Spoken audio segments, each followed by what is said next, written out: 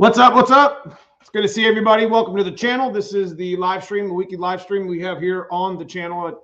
My name's Dan. This is Neo Mustangs, and welcome. If you're new to the channel or new to the live stream, whatever, consider subscribing if you haven't already, and appreciate you guys showing up. We've got a pretty good topic tonight. Last week we talked about 302 and 351s. As you guys see, two behind me right here that were in the video.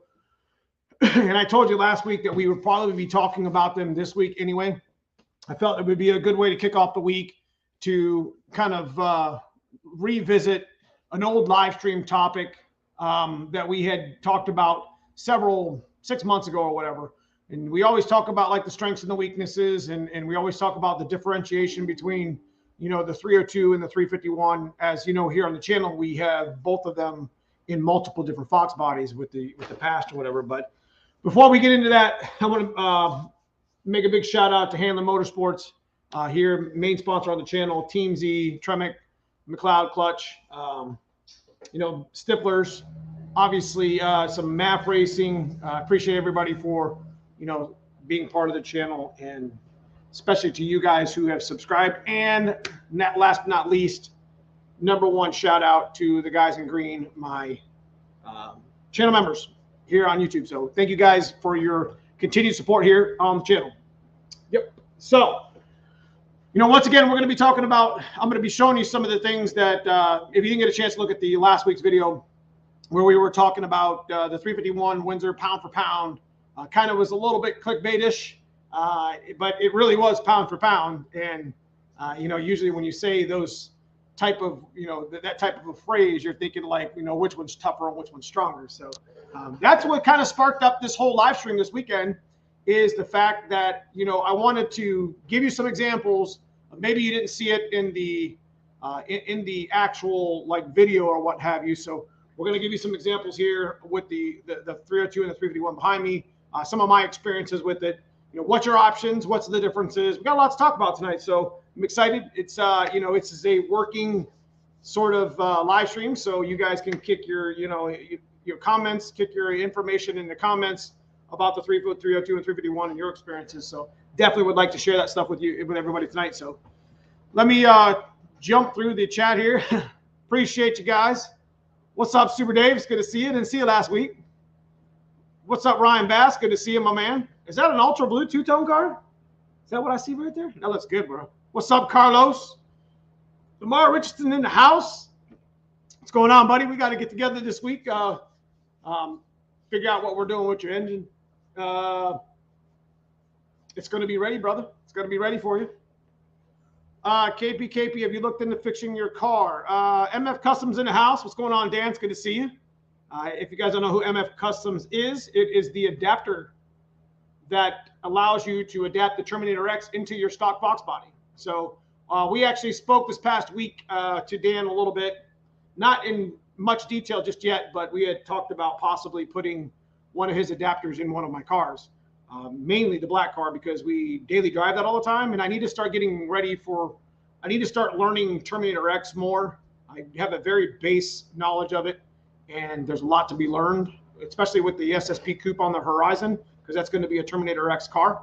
So I need to be able to tweak and tune multiple cars, because the more I'm tweaking and the more I'm tuning, the more I'm learning, right? So I figured, you know, instead of doing all those Terminator swap, which we got a couple of them on the shelf, as you guys already know, figured we would try the adapter out and maybe, you know, hot swap the ECU and see what happens. I don't know, build a base tune in it.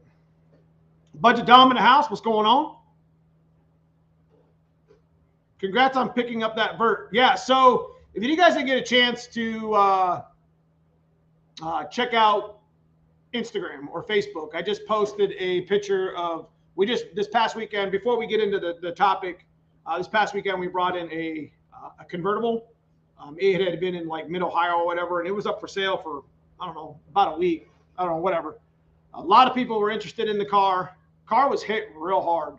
I mean, it's a lot worse than it looks, but we're going to be discussing that car and its options in a video this week, since it's kind of something that came to us, kind of like remember the Rescue Fox that we did, the red two-tone car, kind of the same scenario. We fixed that car and just kind of set it off to the side.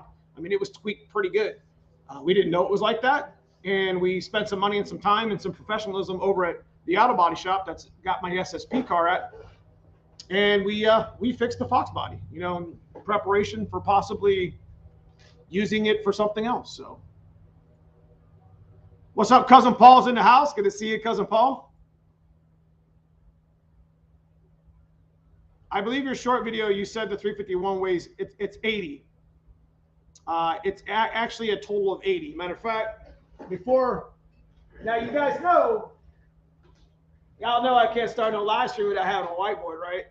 It's kind of a staple here on the channel, but here you go.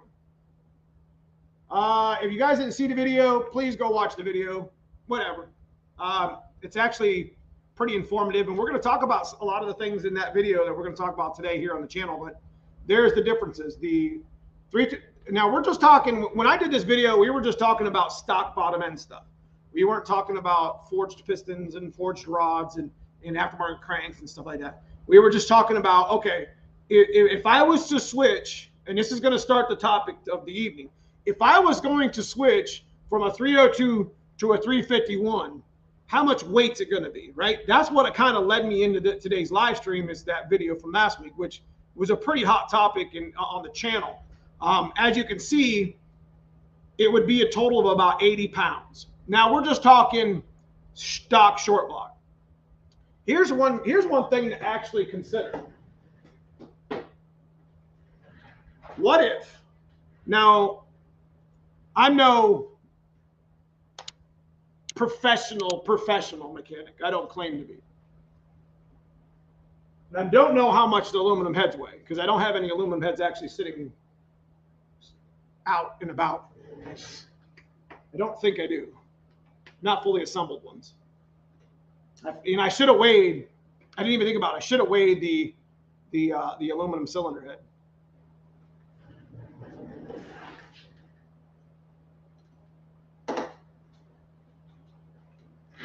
So who's to say that the 351 weighs 80 pounds more than a 302?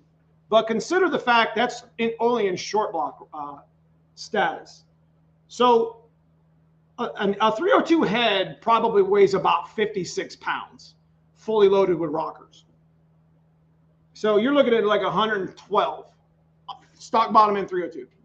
I mean, if you were to take your bone stock 302 out of your car and you were to weigh it versus a 351 with aluminum heads, it's going to be the same weight. Now, I know a lot of 80 pounds on the nose, 80 pounds, and I mean, big block's even more. It's probably twice that. I think big block's about 150 or 175 pounds more than a 302. But if you were to take your stock Fox 302 motor, like your E7 TE heads, you're talking, you know, stock intake, whatever. If you were to weigh them pound for pound, I bet you a 351 with aluminum heads would weigh the same as a 302 with its own stock cast iron heads, or it'd be damn close. So for you guys out there that are interested in doing the swap and worried about weight maybe a little bit, I think there's going to be a trade-off, you know, because when you start thinking about performance, you start thinking about wanting to go faster or make more power or whatever. You know, that's what we're talking about with engine options tonight, with the differences between the two. When you know, I don't want to demean 302. I love the 302, but it's got its limit. We all know. And in today's market, with the technology and the tuning and the aftermarket parts availability and just the ability to make horsepower, you know, 500 may not be enough anymore. And you know, we talk about, you know, reinforcing the car behind 500 horsepower is plenty. 400 horsepower is plenty. But, you know, we do live in an age that we have kind of surpassed those limits. And, you know, 351 Windsor is definitely, push rod is my next best. I mean, it's just, and then we're going to talk a little bit more about it. I'm going to show you on these blocks right here tonight here on the channel. So let me get back here in, he quoted about 4,500 bucks Canadian greenbacks.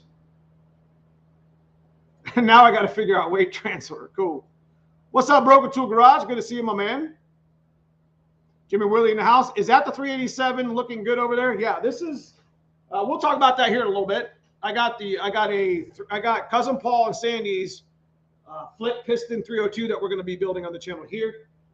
This is a possible another 387 393 build on the channel here, as we have the rods and the pistons, but we don't have the crankshaft yet to actually do a 393.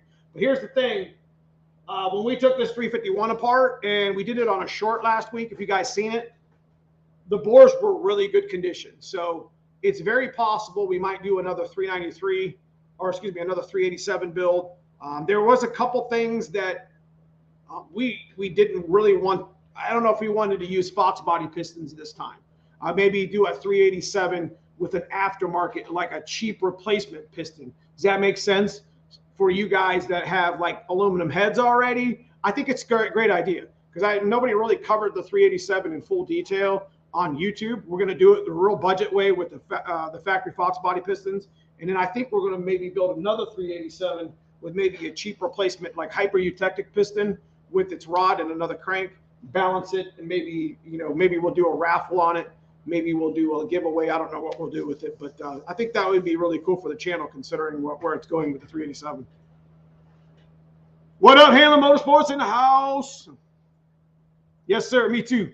Again, I know things have kind of time has lapsed a little bit, Lamar, but we'll get this engine, set up for you to get ready to come pick it up and or ship. And I think you're going to be super excited, because I ain't leaving my shop unless it's nice, and we've already got it half tore apart anyway. So I think you'll appreciate what's going on.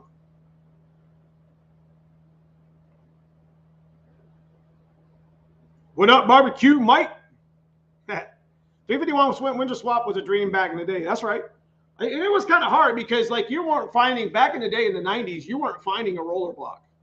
Like 351 Windsor was, one of the biggest pet peeves that you had trying to switch over to a 351, because you were already into the roller cams at that point, is the fact that, you had to drill and tap your motor into its cam bearings. And I think one of the ways that we got away with it is we put the little like spacers underneath the dog bone retainer. Like we would drill and tap while we were doing the rebuild or installing, before we put the cam bearings actually in, we would make sure that it didn't pinch the actual bearing. You know what I'm saying? So I think one of the hot swaps back in the day was running a good thick washer or double stack, and using the Fox body original dog bone retainer. You know what I'm saying? I think that was one way to do it. We never did that, but I think, like I said, the 351 roller didn't come out till 94, and the only really advantage to the roller was the fact that you could just take your camshaft that you had already had in your 302 that you blew up. If you didn't hurt it, you could take your lifters and your camshaft and stick it in the 351, and it'd just be a hot swap. So, matter of fact, the roller 351 roller 94 and up has the TE cam, and if you guys know Ford camshafts, the TE cam is the actual is actually the Explorer cam. It's the 422, 448 one you see advertised or whatever. So, what's up, Junior Cortez? Who we got in here? Just trying to still catch up, guys. I apologize.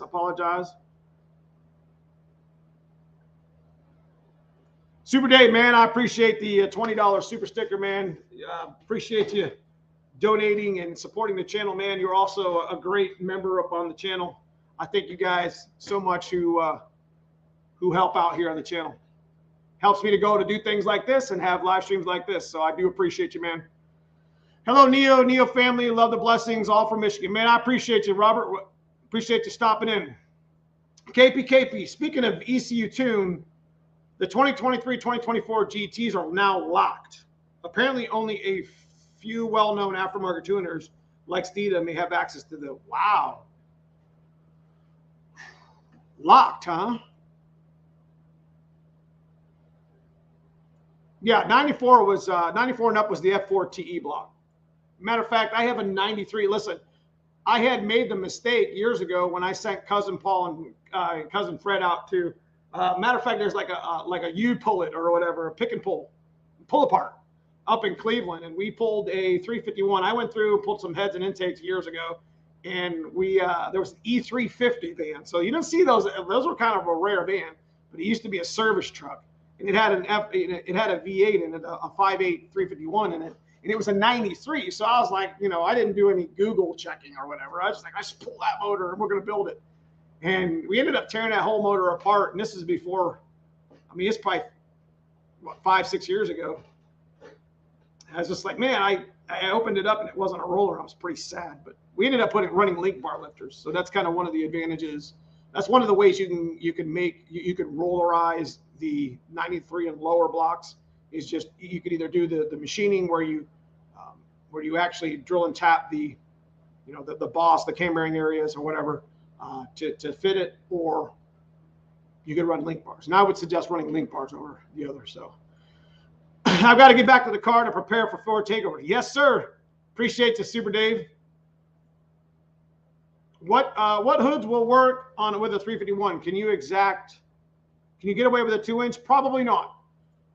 The 3-inch is probably the one that, like we've had the 351 here on the Cobra R. This is like my favorite hood. Like all my Mustangs here on the channel have it. And the nice thing about the Cobra R is it's got like 2 different waves, so it kind of misses the turbo right here too, so I don't have to cut this. And the 351, even with regular poly mounts, the TPS sits right here, so you got to be real careful with it. So it is real close.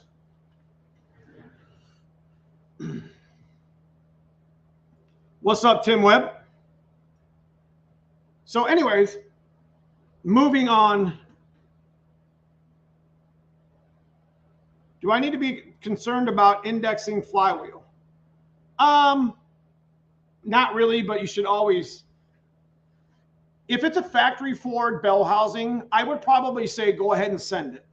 When you start getting into the quick times and you start getting into the other aftermarket bell housings, and quick time is one of many, you should consider indexing your bell housing because they don't always fit perfect.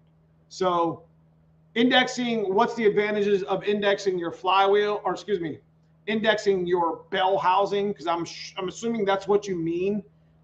Is your shifts. You'd be surprised on what that does to the way your car shifts. What's up, Fox Body Addiction 216? Good to see you, man. Welcome back, bro. Anyway, so moving on with what we were talking about. When you're at stage 1, like I don't even really need to put this down on paper. I mean, I could shoot this from the hip. When you're at stage 1, I'm an influencer on YouTube. I'm an influencer here on Instagram, Facebook, whatever. But one thing is for sure, I want to influence you to build what you want to build. Like it doesn't have to be a 351. I don't care if you build a 351.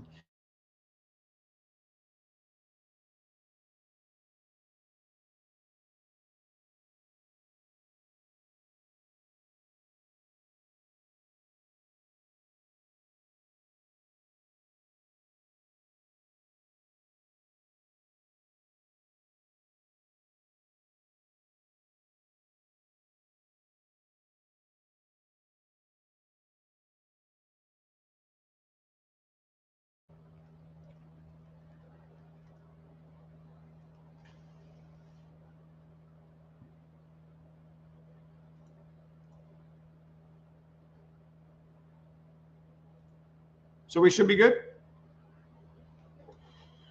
So anyways, like I was saying, you guys build what you want to build.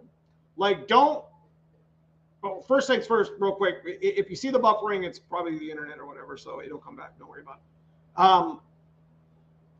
I don't want to influence you guys to have to want to build a 351. One thing I will, like I said, one thing I will tell you, the transition to 351 Windsor is, wasn't a cheap one. There is quite a bit of difference in parts, and that's some of the things we're going to go over when we start actually getting into some of the strengths and some of the things I kind of wanted to point out about the 351 and the 302. And again, I'm not here to demean the 302.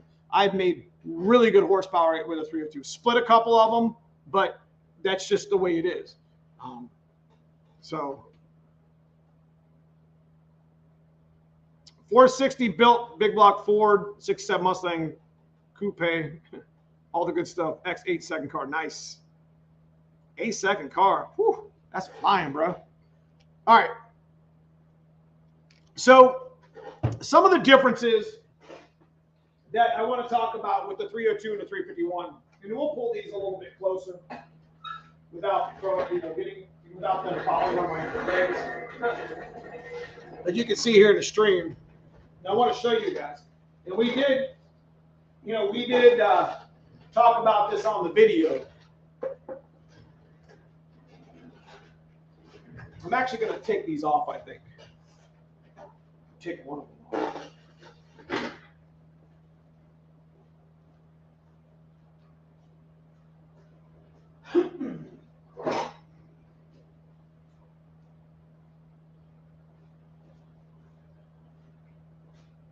So, main caps. I think that's going to be the first thing we talk about. People talk when you start talking about the strengths and the weaknesses. You know, one reason why you should maybe switch over or whatever.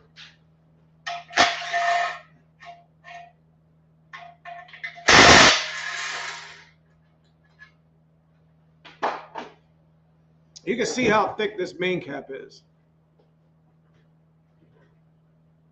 I mean, it's a big main cap. Probably one of the biggest strengths of the 351. Now I'll take the 302 one off and you'll see. Hope he doesn't knock my internet out. Oh, yeah. Should be the same one.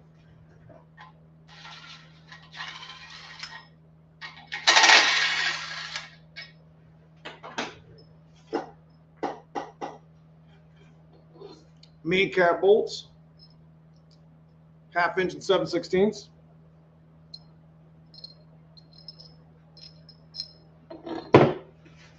Mainly on the heads. I made a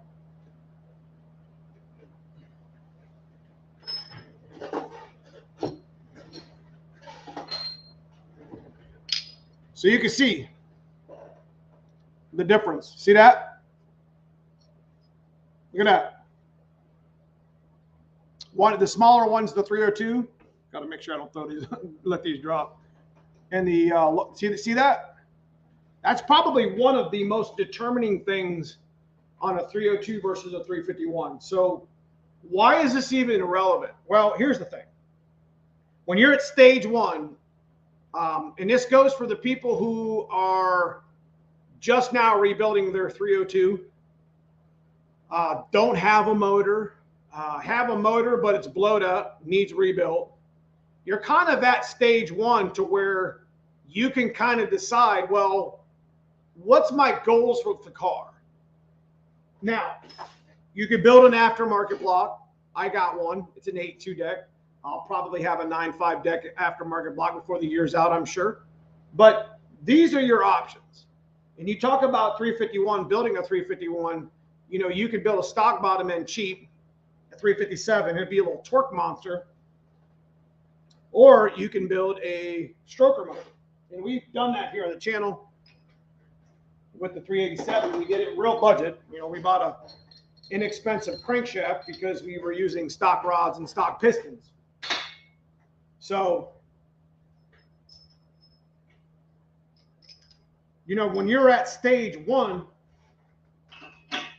you have the option and the ability to source out a 351 and build it instead. Here's the nice thing. If you got a 302 that's already beat up, right? Let's say the rings are bad, you know, it's knocking, you know, you got some cool parts on it. You know, you got some cylinder heads, you know, aftermarket aluminum cylinder heads like the trick flow ones we got here on the 387. You know, yeah, I mean, you can actually, you know, you got a camshaft in it, right? You split the block, whatever, it lost oil pressure. You can actually take the camshaft rollers and everything and stick it in another roller block if you was to find one. That makes it a little bit easier. Or you can run link bar lifters. And then your cylinder heads, most, if not all, aftermarket cylinder heads are, you know, pretty much come 1/2 inch. So it probably would just hot swap onto your 351 to begin with. So when you're at stage one, you're not going to spend I mean, you're not going to spend much more money on, at least on the rebuild itself, versus, you know, putting the larger cubic inch motor in. Again, it's about horsepower goals. It's about what you want to do with your car. And so it's an option. It's something that you could think about. Sure, you could go with a Coyote swap for that money. A possibility of getting like a Gen 1 at a pretty decent price for $2,000 or something. And then do the K-member swap and, you know, the ECU stuff. Hell yeah, that's definitely an option. I mean, because Coyote motor makes 400 wheel, right? Naturally aspirated, or 375. I think the Gen 1 makes like, I don't know.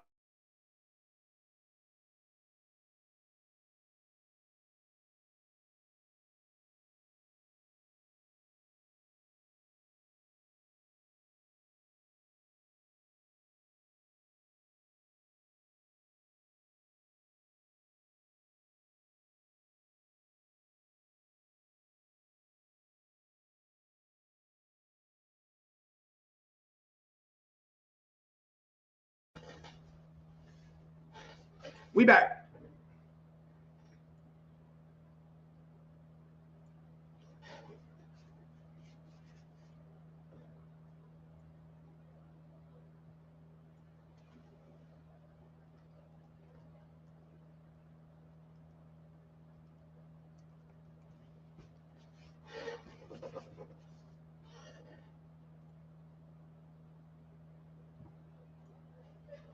We're good.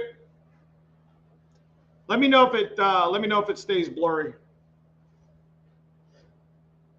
Looks like we're okay, right? So I do apologize again, guys.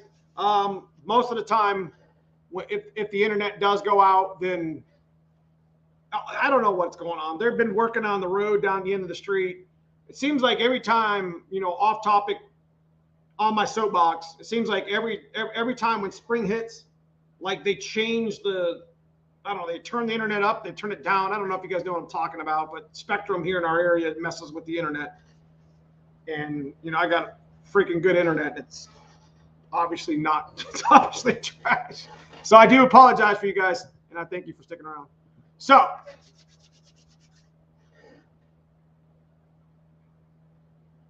because of your bad influence, I'm thinking about further upgrades on my thing. Cool, man. Let me check some. We'll continue talking here in a second, because that's what we're here to do here in the live stream, and we'll talk about the 387 a little bit here in a minute. But yeah, let me get into some of these comments.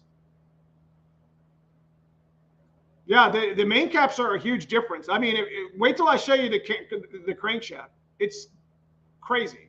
Like, it's going to be a little difficult to I'm going to probably turn the camera around and show you on the bench behind us. Matter of fact, I'm going to pull that up, because that's going to be the next thing we talk about.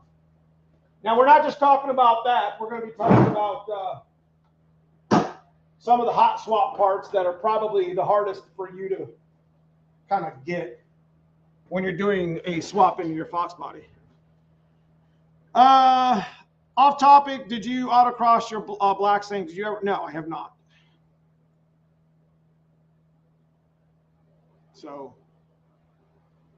sorry about the internet. Sorry about the internet. All right. So, again, stage one, where is any of this relevant? If your 302's done seen its time and your horsepower goals are past 500, now use that number because it's pretty much a generic number. I've seen motors blow up at 350. I've seen them last past 6. It's all about the tune. It's about the, you know, it's about the fuel, the timing. It's all about the parts that support the block. They can do it. We're going to be pretty much testing, you know, we're going to be pretty much, you know, running a stock bottom end stick shift, you know, possibly chase a record maybe one day. I don't know. I've always wanted to do that. And with the coupe, I'll have the ability to have that. Whether that happens or not, we don't know. But anyways, yeah, stage one, you already got the camshaft, you already got the aluminum heads, 351 Windsor. You can make 800, 900 horsepower, whatever. You can make good horsepower on a block. I've boosted my other block twice. and both of them, you know, both times it's obviously still fine. My white car used to be 3 years on that and 3 years on the clutch, which we're going to be replacing soon. And it's a pretty badass motor. It's beefy, it's strong, it's torquey. It's worth swapping if you get the opportunity. But again, like I said, I know that I'm an influencer or whatever, so I'm not here to influence you one way or the other. You build what you want to build, because 302 can still be it is still a great block to boost, to make good horsepower on, to put a cool cam in. Just depends on what your horsepower goals is and what your end game is. Because when you're at stage one, you spend a bunch of money on a motor. I've seen it 1,000 times. Guys turn around and say, man, I wish I would have built a 351 or a big block or something else. You see it all the time. That might be a little bit stronger or whatever. So, and yes, LS is part of the discussion. I do have friends that have swapped their Fox body to LS motor, and they love their LS motor, and to each their own, man. Don't hate on that at all, man. Don't hate on it at all. I'm from Ohio. You recently acquired about my white convertible 2.3 a while back, but the towers were rusted out. Yeah, we were going to make we got a convertible recently. We were going to make another coupe. What is the average cost for a Junkyard 351?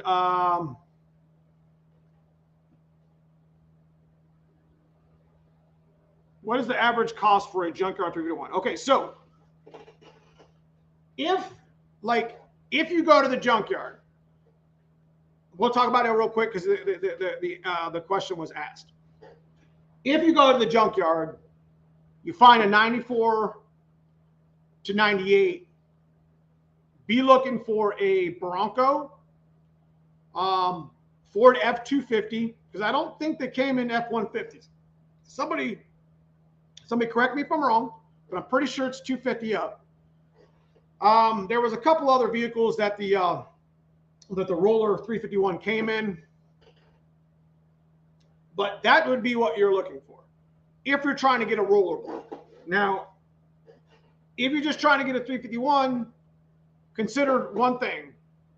You could run link bar lifters and it'd be just as good as a roller block. But the thing of the matter is link bar lifters run about $500 just for the lifters. So, and they were kind of put in their place for that very reason. And another thing you need to consider when you're switching, if you switch to a 351, if you get an older C9 or DO block, I'm pretty sure that's a 9480 deck block. So you got to be careful because it's got 20 thou off the deck to begin with. You see what I mean? So not that that's a bad thing, but you got to consider that in your calculations too. So, hey man, building a turbo 357 right now. I was wondering what rods you recommend as an upgrade from stock. I was looking for forged. If you can afford the forged, I would go ahead and go with it. But stock football rods or the stock 351 rods are usually pretty good to about 700 wheel is when they start kind of getting a little shaky. We made 720 wheel on 357 stock bottom end with our pistons, and we bent a rod, but I think that had to do, we got a little greedy with timing. So if you don't have the car capable of making that, if you don't have the power adder or nitrous setup capable of making that power, I wouldn't really worry about a Zing. So I thought F-150s and a couple. I know the E350, 250, anything 250 and above most likely has it's 351 Windsor.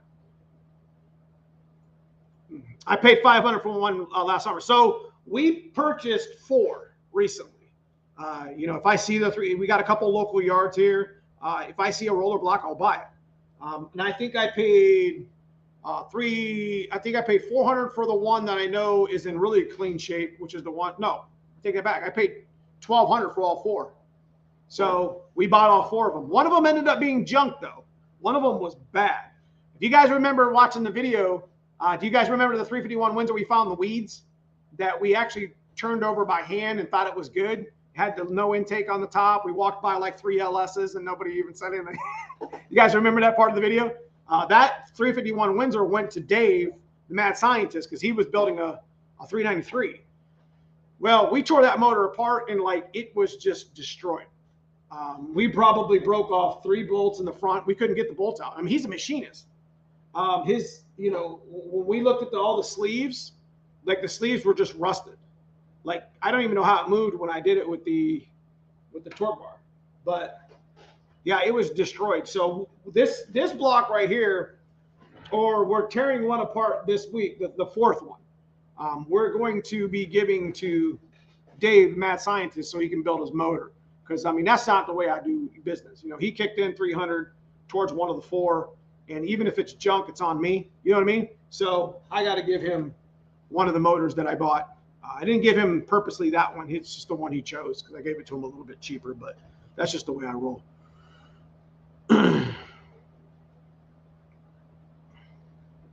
Yeah, I know that Lightnings have the roller block. Engines at my local yard run like $200. I like going half price day, but if you find one, snag it. So yeah, they're not expensive. You just got to know what you're looking for.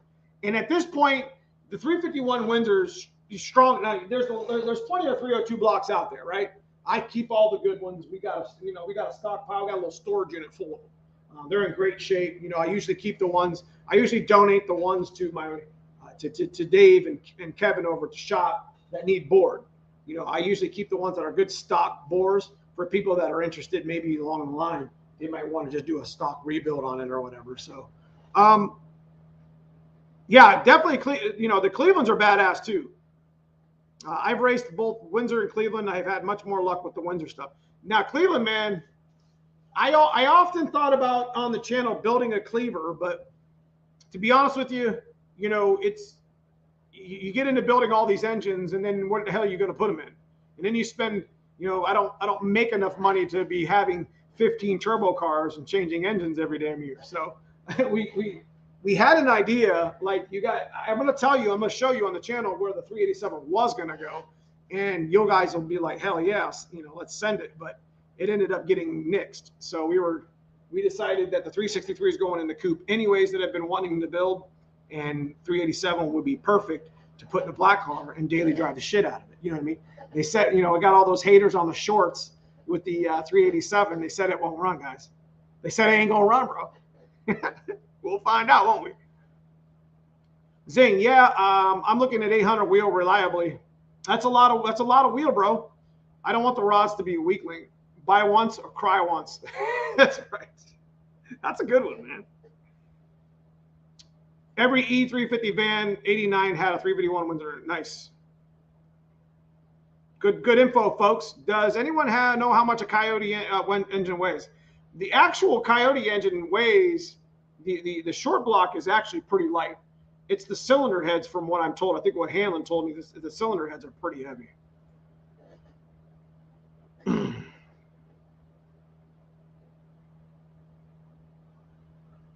So, yeah, my dad had an F-150 with a 351 94. Okay, that's cool. So it is. They were in some F-150s. Anyway, moving on. Now, we've talked about. I've showed you the main cap. For those of you guys that are just stepping in, you know, I'm going to show this again. One of the biggest strengths on a 351 versus a 302 is the main caps. See that? You don't even really need to run a girdle with it. So if you're just now getting here, that's probably one of the biggest. So we're going to talk about something else real quick. We're going to talk about what Dave, my buddy who builds the engines, well, I build the engines too, but he told me about the Great Wall of China. I'm going to show you guys this on the channel. I should have did it in the video, but I didn't. There's this intake wall right here. He's like, one of the reasons why it's kind of difficult to split a 351 outside of the normal reason, you know, if it being, you know, thicker webbing, whatever, is just, he called this the Great Wall of China. And there's just more meat and reinforcement here that helps keep the block together, and it doesn't split down the middle of the cams. You guys know what I mean? And you can see the difference here, right here on the live stream. That's what I wanted to show you.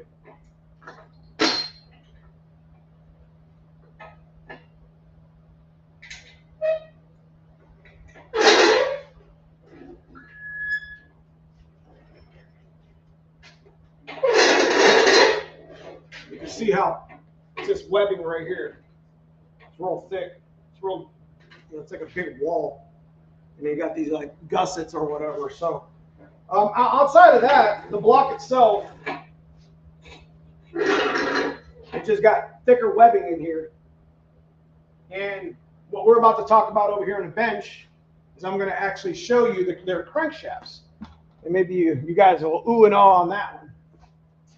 Let me go ahead and move them over. Now, regardless, if it's stock bottom end or aftermarket, crankshafts are going to be the same size. So that goes for 302 versus 351. So this is just a basic showing of what it looks like. So give me a second and we'll get into it.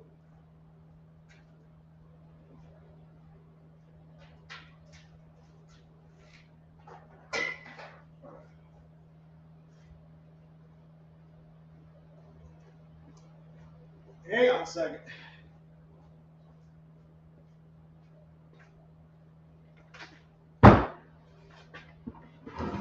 All right.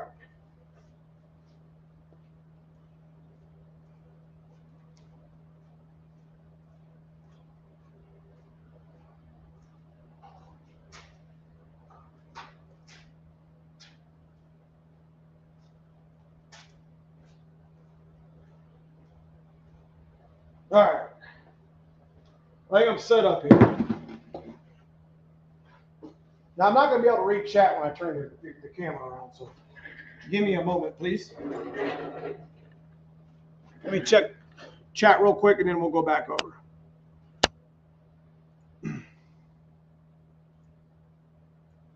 Have you ever gotten close to swapping for a Coyote? Probably not.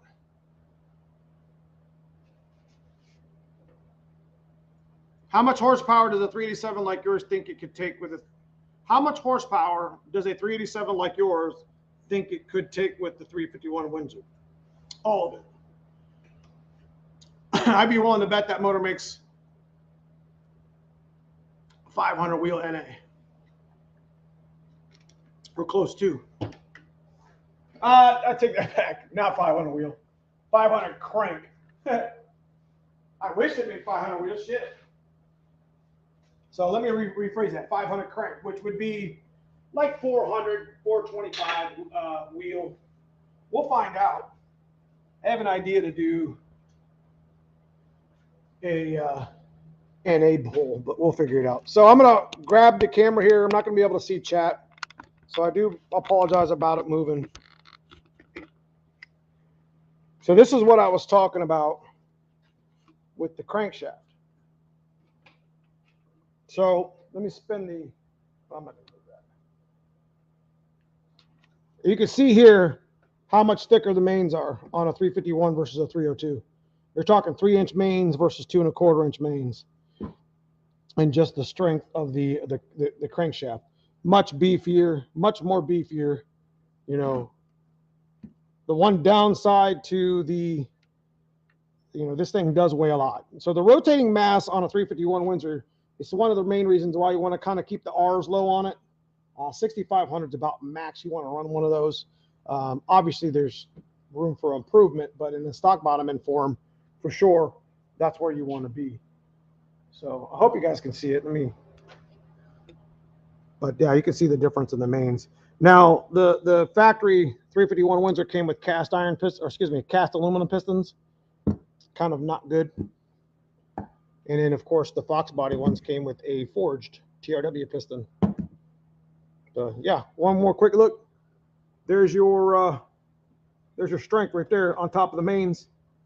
literally has big block. I mean, these mains are like bigger than big block Chevy, from what I'm told. So I do apologize about the camera. I know it shakes a little bit when I'm holding it. It doesn't have the anti-shake on it. It's not supposed to. Anyway, wanted to show you guys that. Apologize.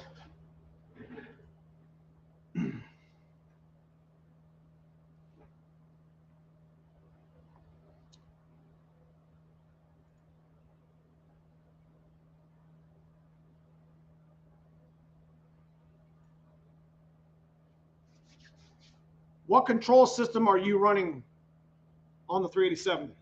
A9L, binary, yeah. Unless I get an adapter from MF Customs, because I'm definitely considering about. I got an extra Terminator X on the shelf, so I'm definitely considering putting that adapter in to try it out. You know, to kind of get a head start on the Terminator X stuff that I'm going to be doing later this year with the coupe.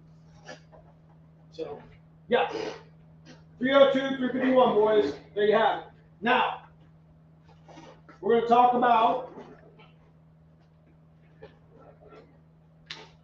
what does it take to swap. Now, we've talked about this in the past. You know what I mean? I've showed you what was strong. Now we're going to set up the whiteboard, and we are going to write on it.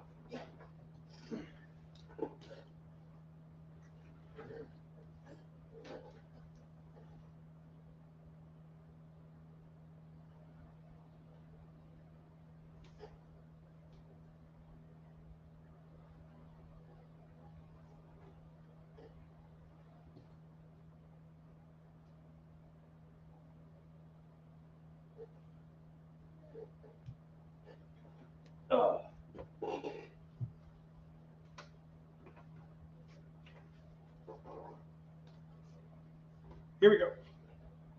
So, I am going to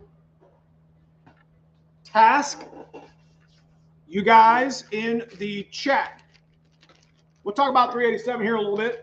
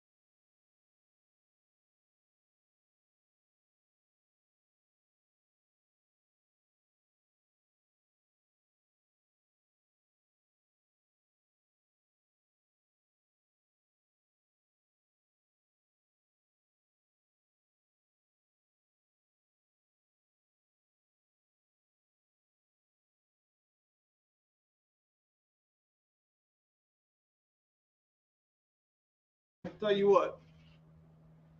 That's cool, man. I look forward to seeing that. That would be cool.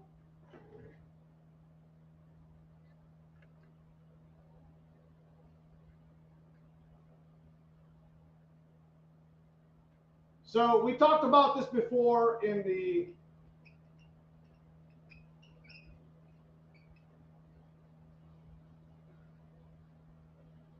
if we go to a 351 swap, what parts do you need? Do you guys see that? Maybe if I move it.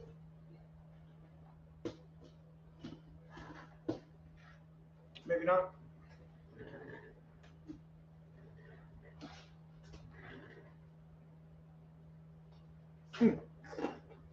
Okay. Give it a shot there. All right, man. I appreciate you, KP, for stopping in, bro. So 351 swap. We've talked about this before. What do you need?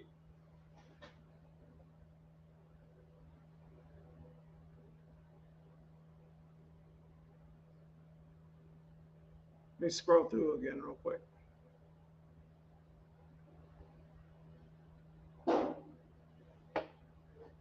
Hey, 351 intake manifold. That's correct. That's one of the biggest issues with a 351 swap is intake manifold. Now, I'm just going to put lower here because the lower is probably one of the biggest problems. Now, Holly, Trick Flow, even GT40, you know, you can get all those uppers are like Edelbrock, they're all interchangeable. It's the lower that's different. The 351 is about like 13 inches wide versus the 302, I think, is like 9. You know what I mean? So intake manifold is one of the biggest issues. Fuel rails, yep. Fuel rails, unless you get aftermarket ones. Distributor, that's correct.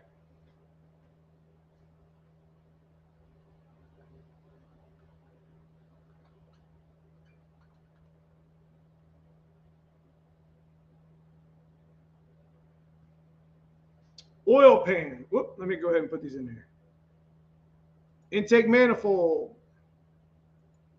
Fuel rails. Distributor. What's up, Mustang guy? Headers.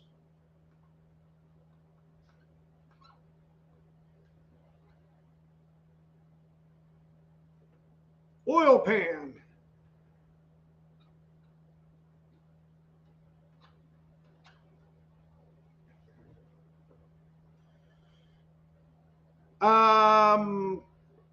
Carburetor. So when we're talking about lower intake, you could do even the carburetor ones are different.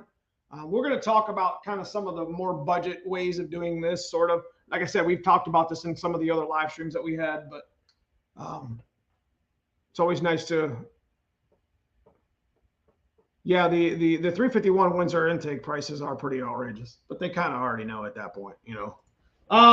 Headers, which the exhaust, it's the headers. I think that's you could still put the H pipe up, like if you already have an H pipe or whatever, but you know, headers, distributor, fuel rails, intake lower,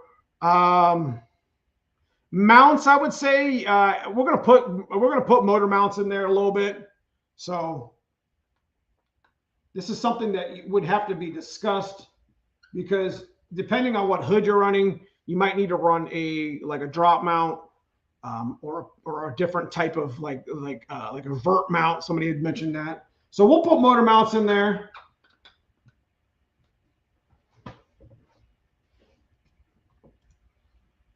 I got a stock bottom end 91 Fox body with a Trick Flow CNC 190s. 29-pound injectors, calibrated MAF, Systemax XR or XE262. Roughly what power should it have? You're talking about a stock bottom end 302, 190s. You're going to see maybe 280, maybe 300 of the wheels, maybe. I mean, stock bottom end only pulls so much power. You know, having a good exhaust, obviously you have a good set of heads. Depends on what camshaft you're running. You could really get away with 19-pound injectors all the way up till 3.25, 300, 3.25 before they're capped out. He said new rear tires. I bought a cam, Iskin cam today. Has 284, 294 duration. Nice. This is going into a stock bottom end. Wow. But okay, so stock bottom end 351. That'll be nice. So these are some of the major. What else do we got? Now the timing chain cover from a 302 will fit a 351. Obviously, you can change all your accessories. One of the issues that you're going to have with the accessories, and I'm going to put that on there, is your. I do believe that the if you do like the power steering relocation FRPP one that like I use on my black car here, you can modify that one to make it work. I've done it. It works. It's on my 408 or was on my 408 when it was in the black car. As far as like the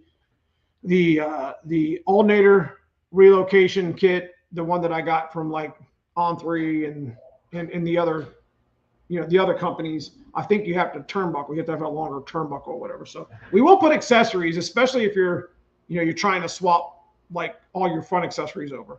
So we'll put accessories as a concern. This thing. Terrible.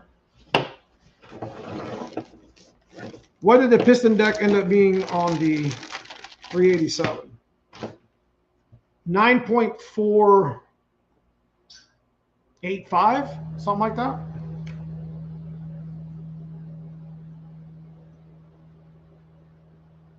Accessories.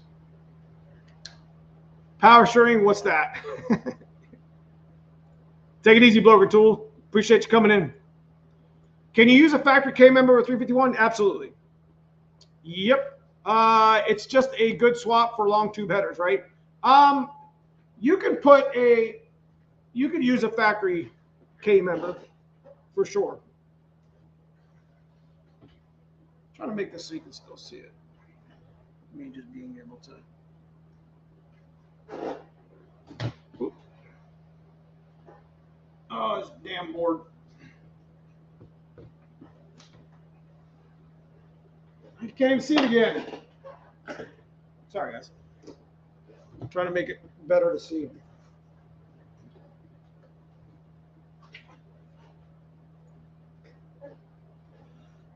AC bracket is different for sure. The rest aren't really affected by the deck height. That's true. Seen a lot of people not replace the flywheel flex plate. Are you coming to Chocolate Fox this year? Yes.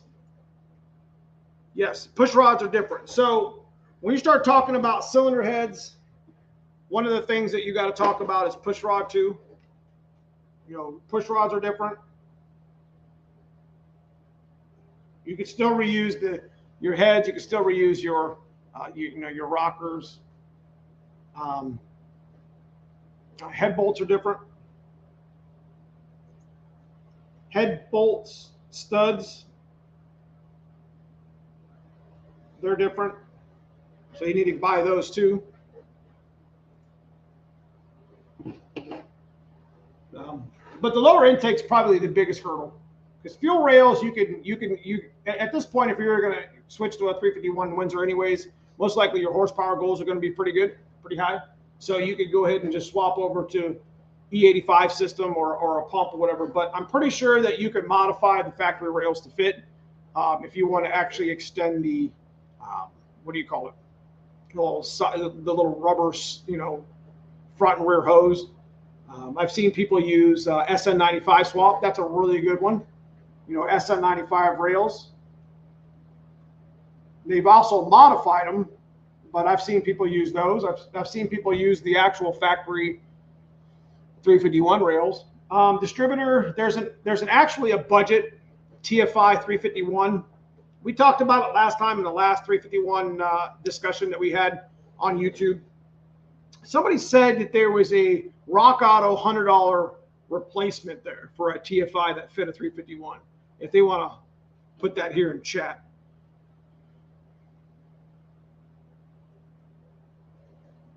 What transmission is good fit for a 351? The regular Fox T5 is not enough.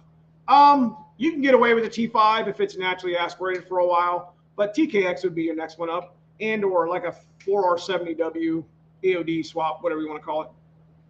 Yep, good one. Balancer and flywheel. That's a good one.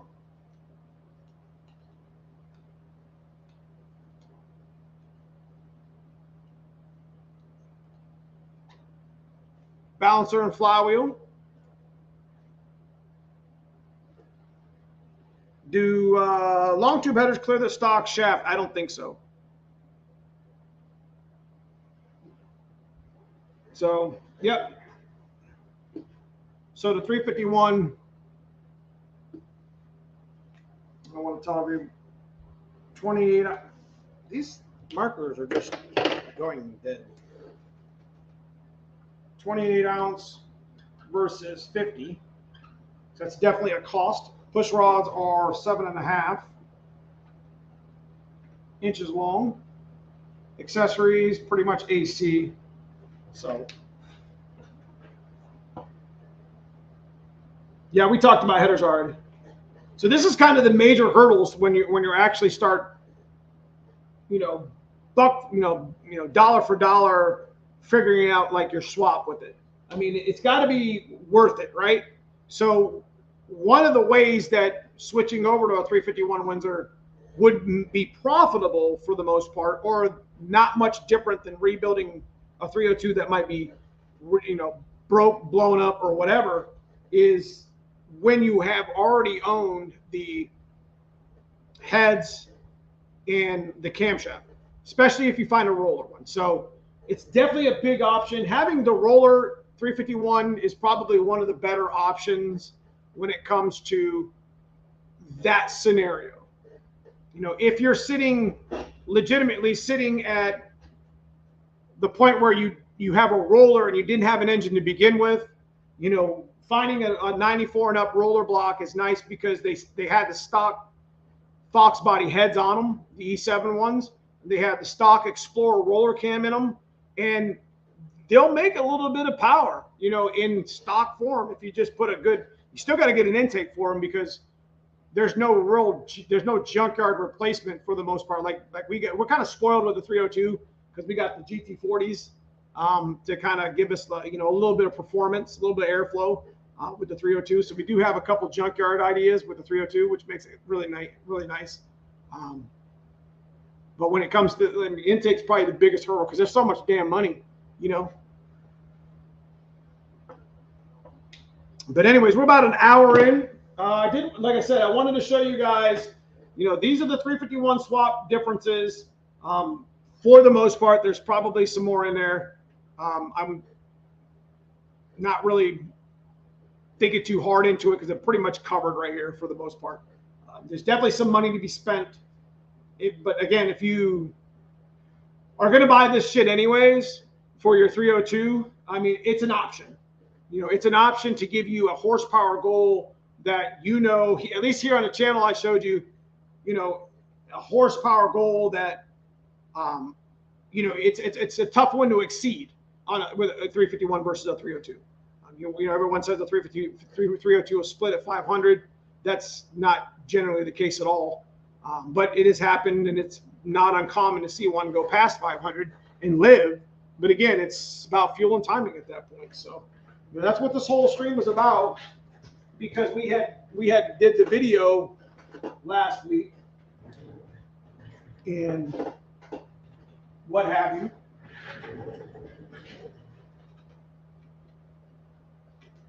So I told you we were going to talk about the 387 a little bit.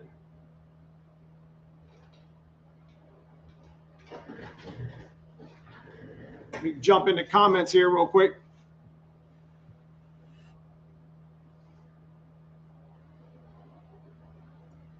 I heard you can beat the headers or it would affect the horsepower. Yeah, I don't recommend beating up on your headers too much, 351 swap. Do you think the spacer or spacers to use the 302 intake? I mean, they're like $300. At that point, let me tell you guys what we're going to do with the 387. We'll probably still do with the 387. If I don't end up getting I got a couple aftermarket intakes, and none of them are 351. But like I was telling you earlier, Trick Flow, Edelbrock, Holley, I'm pretty sure those intakes had their uppers match the lowers of their counterparts. So 302 versus 351, it's obviously got the same port volume, whatever, when you match them up. Here's food for thought. If you're trying to do a budget, say you got a Holley, Edelbrock, or whatever, I think there is a website out there. I have it linked here on my channel somewhere, where you can buy an adapter, and you can actually adapt the upper to the lower on a truck factory, stock truck lower. So there is options for that. They do have spacers as well that you can put your 302 onto your 351. Is it recommended? I don't know. I've never tried it before. At that point, they're pretty pricey. They're like $300. And I would rather just turn around, and I think Speedmaster or the Jegs brand has a dual plane intake. That's a carbureted intake that has the bungs for the injectors and the fuel rail mounting positions. So you could have that machine for $220. You could buy that.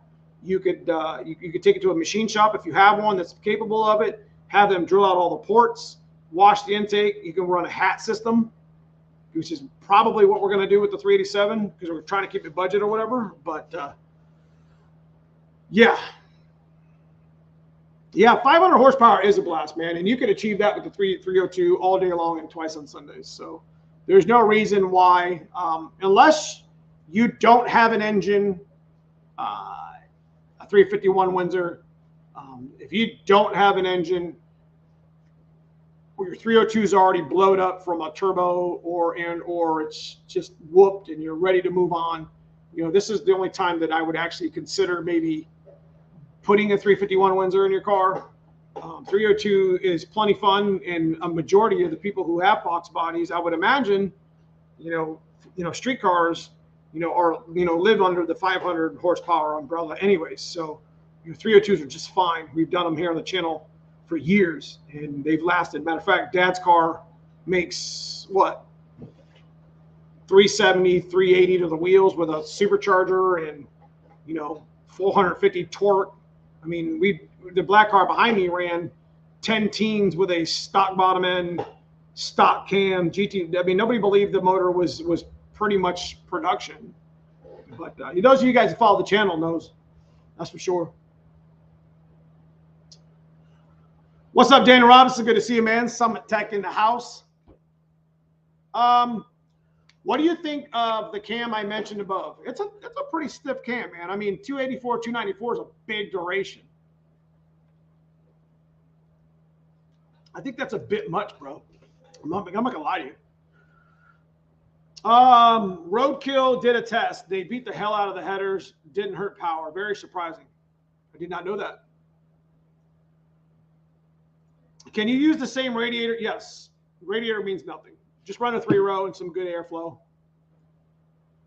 You could run an Edelbrock EFI dual plane with a throttle body elbow. That's basically what I was talking about. 93 Cobra.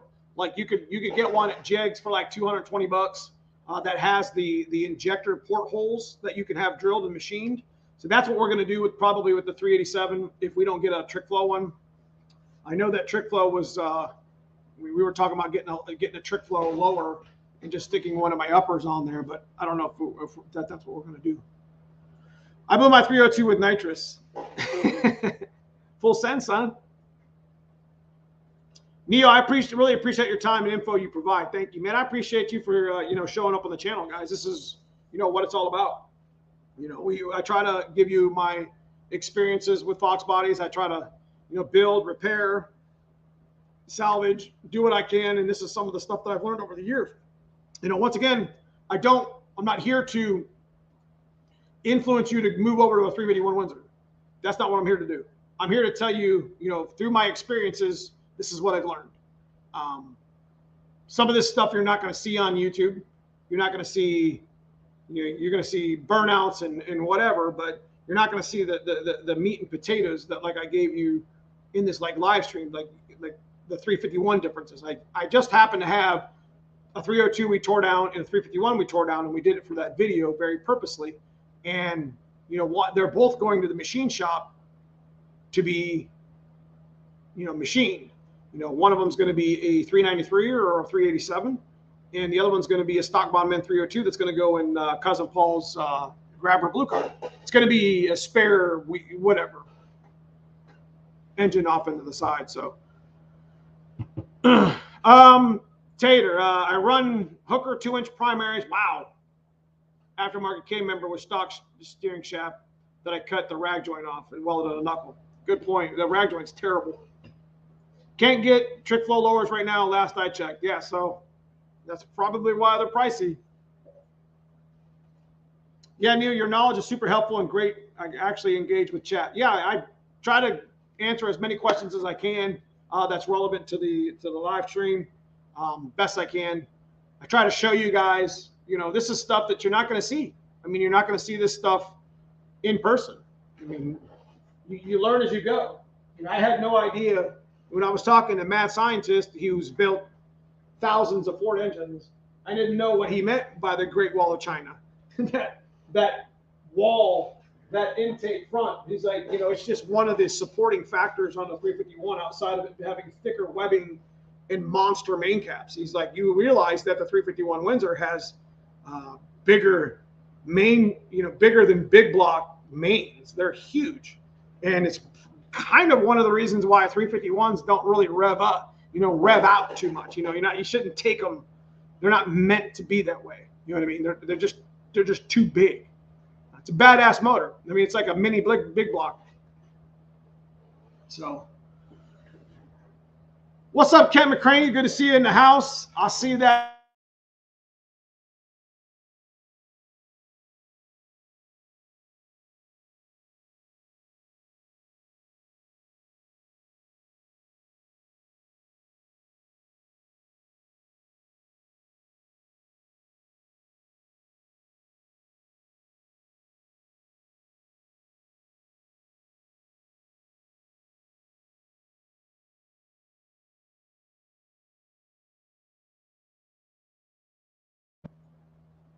We good?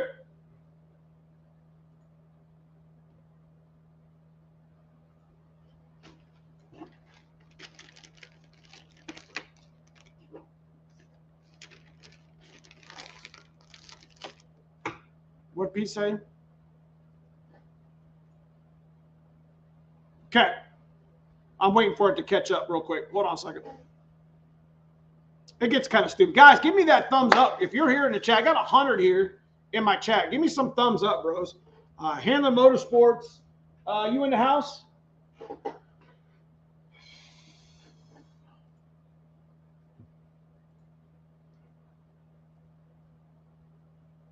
Okay, what am I saying? I want a 351 Windsor for my 65 Mustangs, and I'll put that 302 in my box body. Nice. Going to pick up a 351 Windsor block and try out this 387 stroke or 393. No more splitting 302s. So that's kind of one of the main reasons why I've kind of made a transition over to 351 Windsors. It's because we've actually split a couple. We've sent a couple 302s to their doom. Not that we're done with them, because we're not. Again, we got a coupe on the way, and there's a stock bottom end stick shift record that I've always been talked about for years. Not that I'm ever going to achieve that speed. I think my man Chris Watson owns that record, and it's a fast ass pass to be making on the stock bottom end motor. But anyway, so big shout to him. But anyways, want to talk real quick about the 387. I think we're going to end the chat with that. I know you guys have some questions. Isn't the trick flow and system max lowers the same? I'm not sure, bro. Pete, I've been stockpiling 351 Windsors, several rollers, and plenty of non. It's a sickness. Hey, keep stacking them up, man. Spray them down with WD, put some grease in the cylinders, and leave them alone. Experience is money. I wish I had 25 years ago knew what I know now. Would have saved a lot of money. That's right. Me too, bro. Are you going to put the 387 in the blue notch? You mean the black one? Black notch? Yeah, that video, I didn't show you guys that yet. My members have seen it. We put a short video up, and I put some information up on Instagram. If you guys want to check out, consider joining the channel. Got a little join button below, but I put stuff in my channel members chat only all the time, and they can vouch for it. They have the green name here in the chat. So big shout out to you guys once again, members. Thank you so much. But we put a little short in there. You guys they got a chance to see some of the paint. We're bringing the SSP back to its black and tan original colors, but we're not going to paint the tan in the top. We're going to actually vinyl wrap it so we can take it off one day if we want to. So to answer your question, Oscar, the 387 is not going in the notch. It takes a lot of time to mistakes to learn what you learn. That's right, Dan. You just got your car running, bro. Hell yeah. Would it be optional to use AFR 130, 138? You mean there's a number missing there. I'm pretty sure AFR's part numbers are 4 digits. I probably wouldn't go with a 170, but I'm putting trick flow 170s on my 387 here. So, but they've been worked. They flow about 310, so I'm not super worried about anything choking up. Ken McCraney, man, I appreciate the $5 super sticker. Thank you so much once again for donating to the channel. Appreciate that, Grand National, brother. All right, let me catch up. What's the record? I think it's 589 at 125. I think it is. Somebody correct me if I'm wrong, but I'm pretty sure the stock bottom end stick shift record is 589 at 125, which is an 8-second pass for the most part. Does a girdle help not split a block? The girdle helps keep the block together when it splits, so you don't run over your rods. It does transfer a little bit of load between the caps and does kind of keep the block kind of stable-ish. I wouldn't suggest the main girdle on a 351. You don't need it. I wouldn't suggest it on anything like a 9.5 deck, even though you could run it a windage tray or whatever you want to run. But girdle for a 302 stock bottom end that's going to get power added, definitely would probably run that, because if you throw a rod, at least it doesn't send it through your block and under your tires.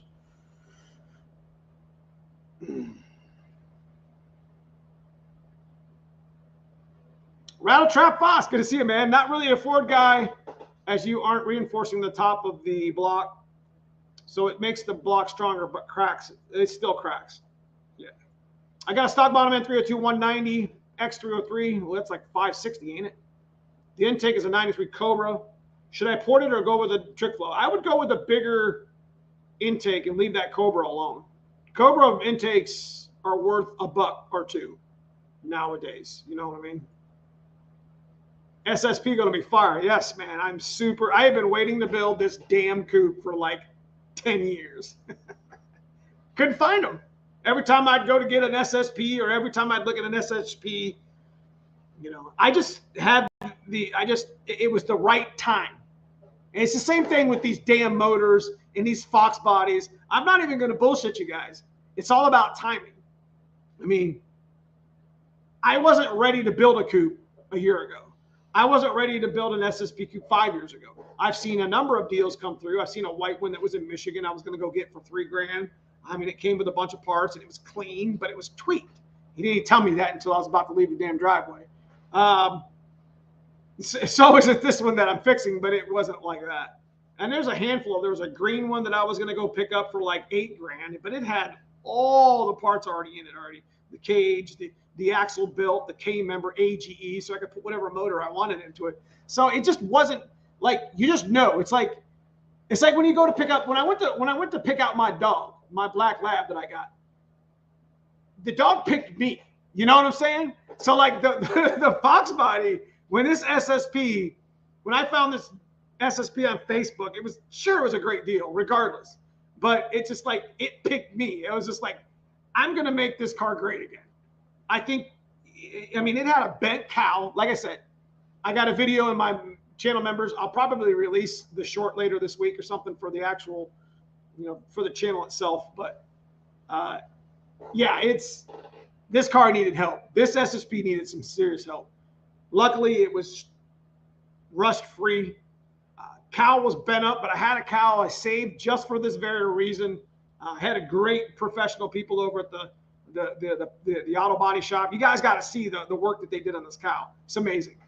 And they did it like it was no big deal. I mean, that's a really hard job. Like, it ranks up there with freaking heater box. It's not, when the hood flies up, the cowl panel bends up. That's what I'm talking about. Anyways, let me get back into, I'm over here talking too much. That black looks badass. Hell yeah, it does. I'm telling you guys, you got to check out the channel. Try it for a month. Try it for 6 months. We do quite a bit of content in the channel members only stuff.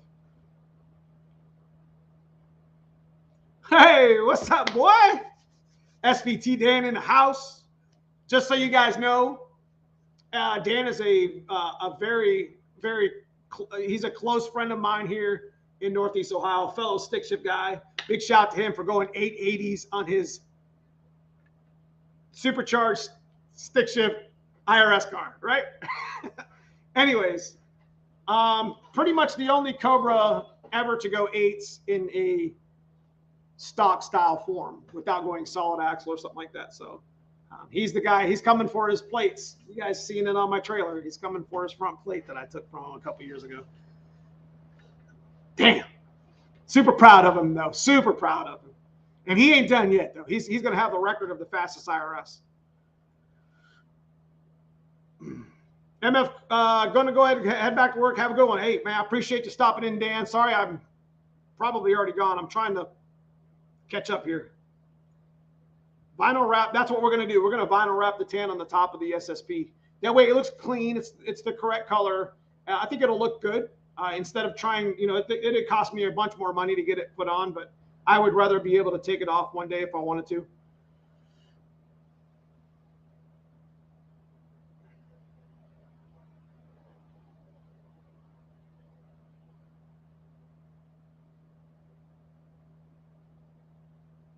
I'm so excited for you and SSP. I appreciate that, man. Moving. Yeah. Where do you go? You know it, son. You know it. So SVT Dan is actually one of the competitors. Now, I don't say he's one of the competitors like he has to go through drag week. So you guys all know that drag week's really rough on these cars. So I'm really hoping that everything kind of shakes down because I'd really like, I've been friends with Dan for years and we've been stick shift competitors and competition here with each other for years. And it's 100% support him and it's a friendly competition. We get up to the lights, it's all business. And, and I appreciate that. And I'm really excited that he jumped in to the stick shift event that we're having at Ford Takeover, which some of you guys might be new to. You guys got to be sticking around, listening for information about that. We'll talk about that here in a second. But yeah, he's got drag week a couple weeks before, so hopefully he doesn't break anything too much. At least, yeah. So, hell yeah, bro. Anyways, 387 stroker. You guys got questions about it?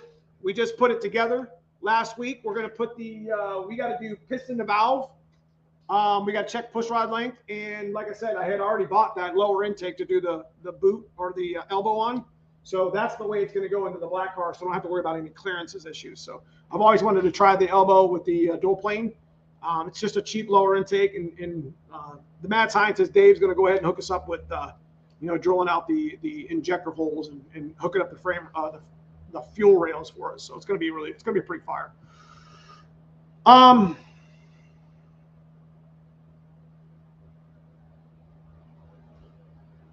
Better get some good vids at Ford Takeover. I guarantee you. So what they're talking about real quick is Ford Takeover. Now, you guys all know Foxcast Media. It's probably here in the chat. If you are Sound Opera, Foxcast Media is holding a Ford Takeover. I think this is year 8. We have the pre-meets, we have the dyno shootouts, lots of giveaways, lots of good times, burnout competition possibly, a big pre-meet where it's kind of like shut down the roads. I think it's what happened last year. Then at the end of the week, we're at the drag strip where you get to do test and tune all day, 8th mile, swap meet, big car show up on the hill, lots of vendors showing up, Tremix showing up, McLeod showing up. We were able to pull these vendors in for the stick shift competition. So we're doing a 16-car stick shift competition, and Dan happens to be one of them. So I'm sure people will be live. You got to be paying attention. June 24th, as I'm sure people are going to be live on Instagram. I'm holding the stick shift event. I'm the race master, so I'm going to be super duper busy, and it's going to be hard to even race. So we may or may not be able to, but definitely going to be making some passes. But I think I can probably still do the stick shift event and just be the last car to race each round if I make it rounds. That way I can make sure everybody's taken care of in the event, because that's what's more important to me than winning, is to making sure the event is fire. I really want this event to do well. Tremix going to be in the house, full vendor. Mike Kidd's going to be there from Tremix, I do believe. I think he's going to be there. And McLeod Clutch is going to be there as well. I'm not sure. Maybe Silver Sport. I'm not real sure. I haven't really locked that down just yet. It's going to be fire, man. These guys are showing up for our stick shift event. It's going to be great. And they're showing up for the event itself. So huge shout to Tremec, because Tremec actually donated a TKX transmission to the winner of the stick shift event. And McLeod donated a clutch certificate in the twin disc one. So it's going to be super fire, guys. Guys, I'm sure it's going to be live June 24th. Set your calendars. If you can come to Ford Takeover, it's going to be a great event. It's going to be a good time all the way around. It's going to be like the old Fun Ford weekends that used to run at Norwalk, if you're familiar with any Fun Ford weekend stuff. So it's going to be pretty cool. You're using a dual plane injection, something like that. I mean, I haven't even really ordered it, Dan. So if you I know you're a Summit tech and you know a lot about Ford stuff that gets sold between Summit and Jegs. So if you know of a lower cost idea for my 387, hit me up in the chat on Facebook, Instagram, and let me know what you think. So anyway, that's what's going on. 387 is going into the black Turbo Fox body. As you guys already know, we pretty much have I showed this last week, I think. We pretty much have a stainless kit here for the channel, or for the 387. It's just an on-3 T4. I mean, we got an old school Turbonetics 76 that's going to go on top of it. Whatever. We're going to have a good time. And it's not going to be super efficient, but it's going to be a good time. Maybe I can get a hold of AGP Turbo and get a little bit of bigger housing for that little 76 that we're running or whatever. So my 302 locked up today. It'd be a good time to do a 351 swap. All right, so we're about an hour and 26 in, having a good time here on the channel. I appreciate all you guys for showing up. Again, I can, if you got some questions about the 387 or 351, 302, whatever, hit me up. This week on the channel, if you guys, like I said, if you guys didn't get a chance over on Instagram, Facebook, go check out my, I just pulled in a convertible, and it's tore up pretty good in the front. The kid hit a pole or something, I don't know. It bent the rad support right up under. It's got a little bit of strut tower issue. Might be savable. It depends on how far back the arms are bent on the frame itself. I got a couple fixes that I could possibly work with I don't know if they'll do that or not right now. They're probably pretty busy over at the auto body shop over at Skufka's, but thinking about, I got 3 or 4 rad support, like complete rad supports from the back from cars that have rusted up or been hit in the back or whatever, that maybe we can mess with. Or if it's not bent from strut tower forward, maybe we can get a hold of Team Z, our sponsor, one of our sponsors of the channel, and get a tubular front core support for it. Wouldn't hurt to put the car back up on the road, or at least get it back into usable roller form. You know what I mean? So got to go to bed, man. See you later. Neo, I am looking for a bit more juice for my 302. Should I just throw a 100 shot or look into an on-3 kit? So on-3 kit, you're looking at $2,000. You're looking at injectors and math, another 500, 600. You're looking at tuning it. That's another 1,000. I mean, at this point, just slapping an on-3 kit would work, but you got to consider the accessories that you have to buy with it. Upgrading your fuel pump. A bare bones scenario at a 3-on-3, like putting an on-3 kit on, and this goes for CX racing or whatever little stage 1 turbo kit you put on. You got to upgrade your fuel system or upgrade the pump, wire the pump so it can handle at least 500 wheel on one pump. You know what I mean? So fuel rails would be a good idea, but again, you can make 500 wheel pretty easy on stock rails, and as long as you upgrade the pump. Go to like a 340 at a minimum and wire it with 10 gauge. We do that here on the channel. So, yeah, 100 shots cheap. You could probably get into what, $750,000 tops on a really good 150 shot kit, wet kit. But you know, that's kind of real, kind of situational. Does that make sense?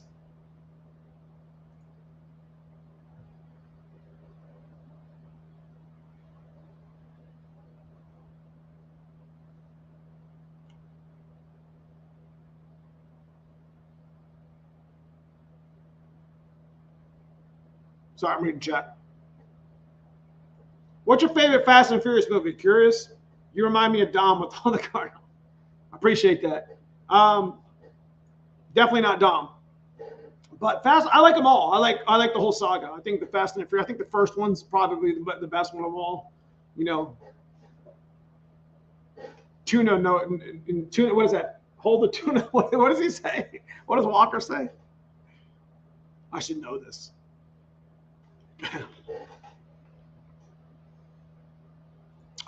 Pros and cons on going with manual steering versus power. Okay, power steering we still have in the black car. I enjoy power steering because of its power steering. Tuna, no crust, that's it.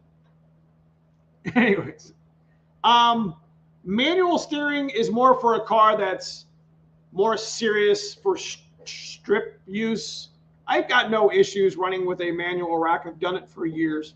If you're going to run a manual rack, make sure you upgrade the knuckle. Matter of fact, you need to upgrade the knuckle anyways, even on a stock car. That rag joint's a piece of shit. I'm not going to lie to you guys. Don't upgrade it. Look right now. If you go in a Fox body and you drive it all the time and it's got the stock steering shaft in it, go out there and do yourself a favor. It's a safety thing. Check the damn rag joint. The rag joint could be all tore up. It could be loose. That's just not a good design. It worked, but we're talking 35 years later. You probably should at least look at it. You know what I mean? Make sure it's not falling off. We're talking steering here. You know what I mean? I've seen them so bad that, like the rag joint, I mean, they were just doing this when trust me. Do yourself a favor. You own a Fox body. You drive it all the time. You still got the stock steering shaft in it, which majority of you probably do. Go look at your rag joint. It's a safety problem.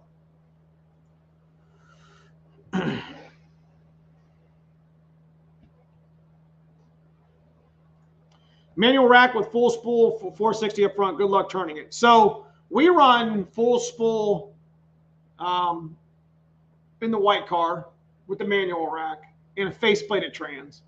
It's a little hateful, but those are the sacrifices you make for going faster, at least some of them. You know, those are the sacrifices I made.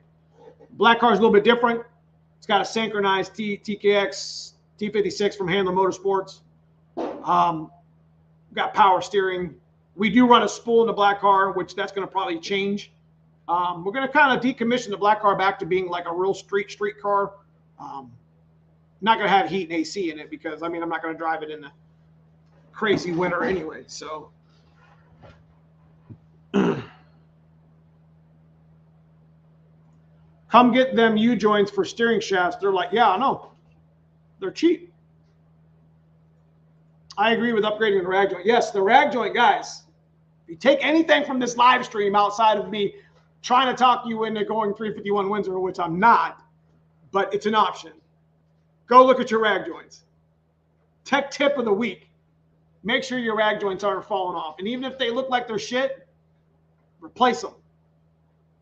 They're garbage. Now, 35 years later, they're probably in need of changing or upgrading.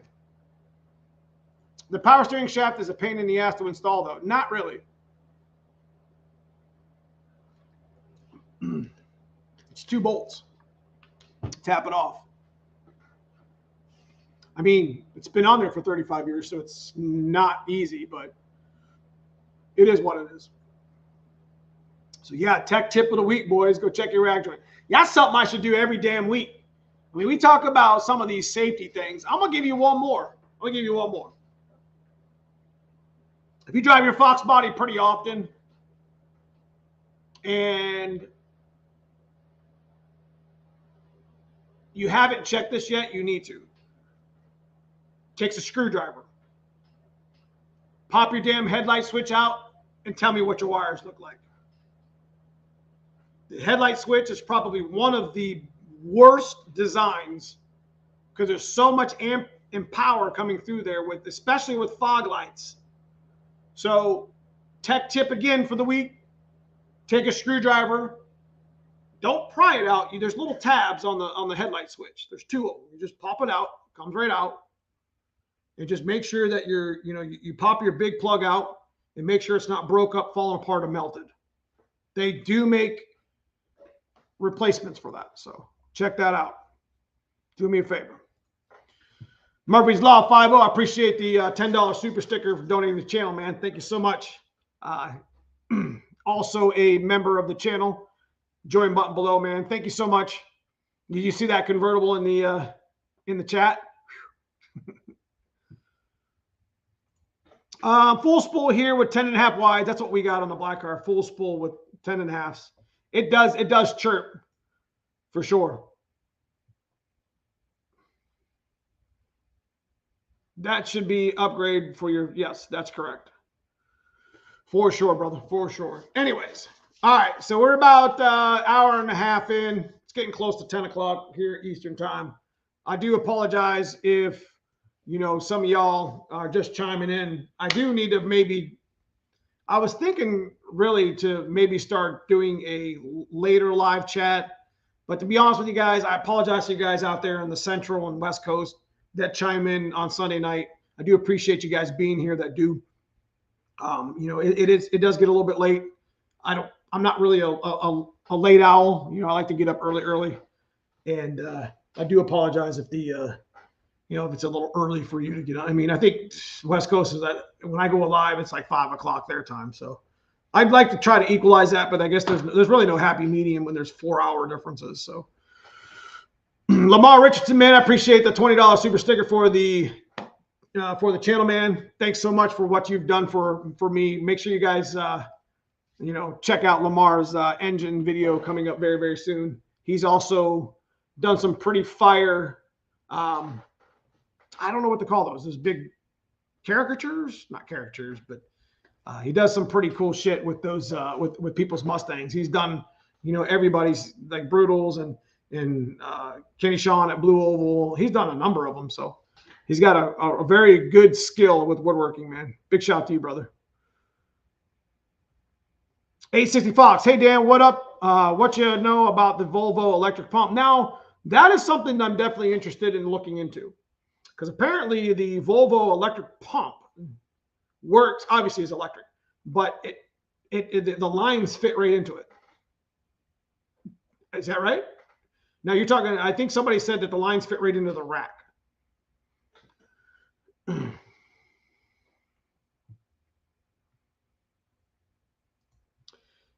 All right, so we're going to go ahead and start.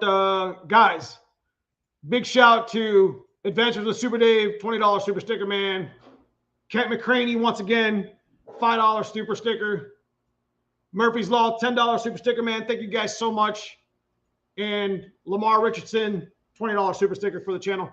Guys, I'll put that stuff to use here on the channel. Goes to things like this in the back behind me. So thank you guys so much for what you guys do for the channel. They're all members too, so I super appreciate you guys.